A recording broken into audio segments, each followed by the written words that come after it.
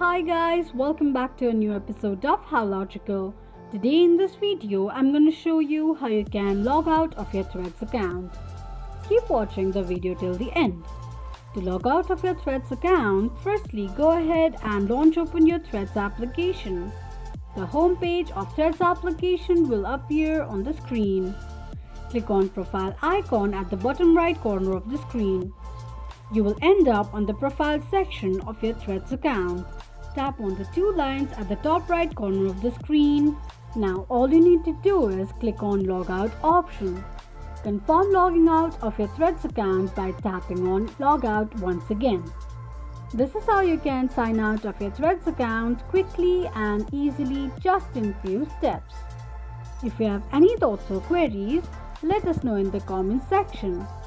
Don't forget to subscribe to our channel. Also press the notification bell icon so that YouTube will notify you whenever we post a new video. I hope this video was helpful to you. Thank you so much for watching.